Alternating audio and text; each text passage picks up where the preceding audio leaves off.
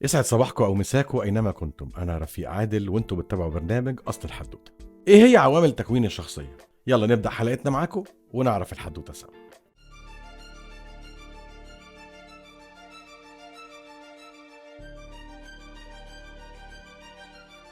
كل واحد فينا بيملك شخصية معينة ومميزات بتعتبر فريدة بتميزه عن الأشخاص التانيين. الشخصية دي بيكون اكتسبها بالفطرة من عوامل وراثية، أو اكتسبها من عوامل محيطة بيه من مظهره الخارجي بس، أو نمط تعاملاتهم معاه.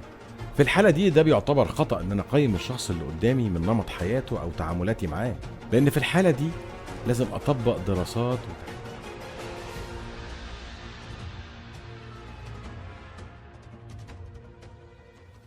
من عوامل تكوين الشخصية وأول عامل فيها هو البيئة، والبيئة هي من المؤثرات الرئيسية اللي بيظهر أثرها الواضح على الفرد، سواء من خلال التصرفات أو الأفكار أو التعاملات اليومية ليه. وعامة بيكون مصدرها الأساسي هو البيت، المدرسة، والجامعة، والمجتمعات المحيطة بيه. تاني عامل هو الذكاء، وتعريف الذكاء هو الجمع بين الفهم السريع والقدرة على التعلم، وإمكانية التكيف مع البيئة والاستفادة من الخبرات السابقة.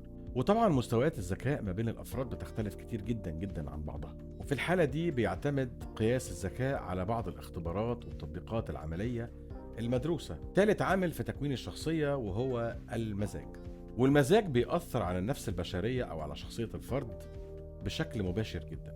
وبيكون مزاج الفرد ساعات اندفاعي أو هجومي بيسيطر عليه، وده بيكون نتيجة صفات موروثة، أو بيكون عاطفي، وده بيشمل مجموعة عقد اكتسبها من اللي حواليه ومن البيئة المحيطة بيه.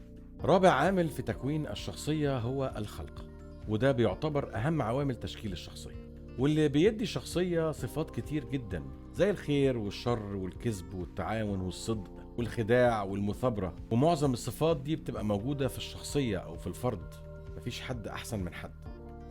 كل شخص فيه نسب معينة من الصفات السلبية والإيجابية، وعلى الشخص إن هو يبتدي يشتغل على نفسه عشان ينمي الإيجابية ويحاول يقلل من نسبة الصفات السلبية فيه. خامس عامل من عوامل تكوين الشخصية هو الجسم، تركيب جسم الشخص. صحة الجسم وبنيانه القوي أو الضعيف بتعتبر مصدر للشخصية أو للصفات السلبية أو الإيجابية. ممكن يولد صفات زي الثقة، زي القوة، وممكن يولد صفات زي التراجع والانهزام، زي ما كمان قوة التفكير والتركيز والتحليل بتولد صفات عند الشخص. وهنا في عامل طبي اللي هو ان الغدد بتفرز بعض المواد في الجسم على ان هي تخلي الانسان متزن بقدر ما يستطاع يعني.